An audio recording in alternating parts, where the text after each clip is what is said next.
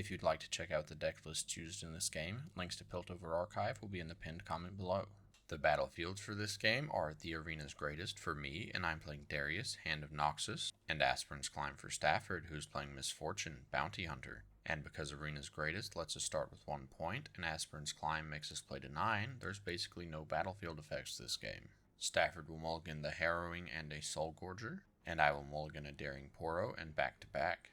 After forgetting to draw for turn and having to redo this entire turn, Stafford will channel 2 and draw for turn. He will get things started by exhausting a rune and playing a stacked deck that I definitely had never seen before. Stacked deck allows him to look at the top 3 cards of his deck and choose one to add to his hand, recycling the rest. He chooses to add Immobilize to his hand and will recycle the Mind Splitter and Carnivorous Snapvine. But the shiny hand-eating dragon calls to him one last time before he has to recycle it. Having said goodbye to the Mind Splitter and with nothing else to do, he'll pass the turn to me. After realizing I'd forgotten to change my rune ratios when I changed my deck list, I venture off to cut a few more proxies, then return with a couple order runes. Finally, I will channel 3 and draw for turn. I'll get started by floating 1 energy and recycling an order rune to play my Seal of Unity. I will follow that up by using my Darius' Legend ability to create another energy, along with exhausting a rune and my Seal of Unity to play Vanguard Captain into my base exhausted. Because I'd already played the Seal of Unity this turn, its Legion effect will activate and create 2 recruit tokens in my base. And with nothing else to do, I'll pass the turn to Stafford. Stafford will channel 2, and then he'll draw for turn. Wasting no time in showing me that he's going to curve out perfectly, Stafford will exhaust 4 runes and play a Catalyst of Aeons, allowing him to channel 2. And then, with nothing else to do, he'll pass the turn to me.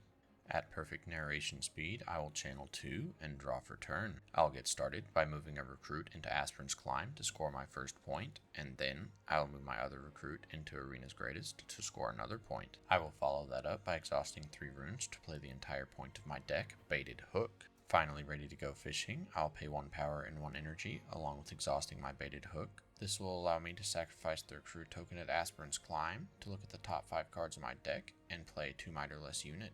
In my top 5 cards, I will find a Faithful Manufactor, which I will play to my base exhausted, and its effect will play a recruit into my base exhausted as well. In what I immediately decided was a bad move, I'll move my Vanguard Captain into Aspirin's Climb, which will do nothing except allow it to be Snapvined or Deadbloom Predatored. Then, with no other bad moves to make, I pass the turn to Stafford. Stafford will channel 2, and then he'll draw for turn.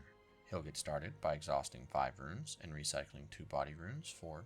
oh look, it's a Carnivorous Snapvine. He will have the Snapvine and my captain deal their might to each other, then my captain will die for absolutely no reason except for the fact that I'm bad.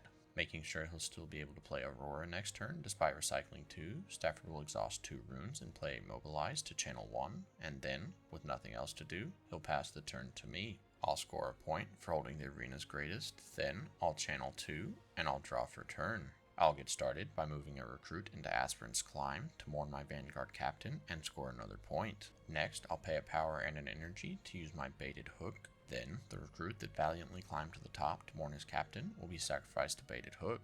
This time, I'll find a Vayne off the top 5 of my deck, and I'll play it into my base exhausted. I will follow that up by exhausting 2 runes and using my Darius' Legend ability to play Faithful Manufactor into my base exhausted, which will play a recruit into my base exhausted as well. Then, after a bit of organizing, I will move my recruit back to base because there's no point in another one of my units dying to the Snapvine, and then, with nothing else to do, I'll pass the turn to Stafford. Stafford will channel 2, and then he'll draw for turn. He will get started by moving a Snapvine into Aspirin's Climb to score another point. And then, finally, having ramped extremely hard, Stafford will exhaust 9 runes and recycle 2 body runes to play Dazzling Aurora. Now that both of us can play top deck Casino, Stafford will move to his end phase and the Dazzling Aurora will trigger. His first shot at the lottery will net him another Snapvine, but thankfully, they nerfed it since the first demo decks, so it can no longer hit units in base, and it will just be a 6 might body. And thoroughly unimpressed with his first Dazzling Aurora trigger, Stafford will pass the turn to me. I channel 2, and then, after going slow like I complain about everybody else doing, I draw for turn. I get things started by moving this hardworking recruit back into the Arena's Greatest that he just came from to score another point. Then, I'll pay an energy and a power to activate my Baited Hook, rewarding this hardworking recruit by killing him so that he can become something way better. In this top 5, I will find another Vayne, and because an enemy controls the battlefield, she will enter ready this time. I will follow this up by exhausting 4 runes and using my Darius's legend ability, along with recycling 1 Fury rune to play Darius Trifarian into my base exhausted. But because he is the second card I played this turn, he will immediately ready himself and gain 2 might. I will follow this up by moving that Darius Trifarian into Aspern's Climb to kill Stafford's Carnivorous Snapvine and score myself another point. And finally, I'll finish up my turn by moving the Faithful Manufactor into the Arena's Greatest so that Stafford may not freely play his partner Misfortune into it, and then, with nothing else to do, I'll pass the turn to Stafford. Stafford will channel 2, and then he'll draw for turn. He will get started by exhausting 8 runes and recycling 2 body runes to slam a Deadbloom Predator right into my Darius's face. But I will respawn by exhausting 2 runes and recycling 1 order rune for the cost, then another rune for the deflect cost to Hidden Blade, killing the Deadbloom Predator. Stafford will draw 2 cards, thanks to Hidden Blade, and then he'll follow that up by moving his Carnivorous Snapvine into Aspern's Climb for a showdown with my Darius Trifarian. And, with no more pocket sand, my Darius will die to the second Angry Spectral Plant. Having successfully conquered Aspern's Climb, Stafford will score another point. And then, with nothing else to do, he'll move to his end phase, triggering Dazzling Aurora. And this turn, having a much better time at the casino, Stafford rips a 12-drop Volley Bear Imposing right off the top of his deck, which he will choose to play at Aspern's Climb alongside the Carnivorous Snapvine. Having just watched Stafford get the most expensive unit in the game for free, I will score a point for holding the Arena's Greatest, then I will channel 2 and draw for turn. I will get started by paying 1 energy and 1 power to use my baited hook, sacrificing my Faithful Manufacturer to try and find a 3 might or less unit off the top of my deck. In what appears to be a game of 1 for all, I will find my 3rd and final copy of Vayne, who enters ready because there are enemy units at a battlefield. I will follow this up by exhausting 6 runes and recycling 3 order runes to play a grand stratagem, giving all of my units plus 5 might.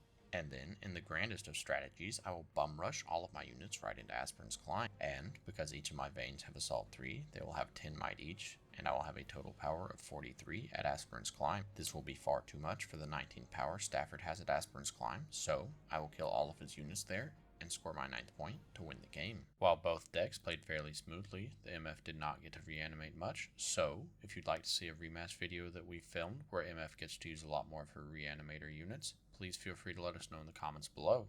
That's all for now. Hope you enjoyed.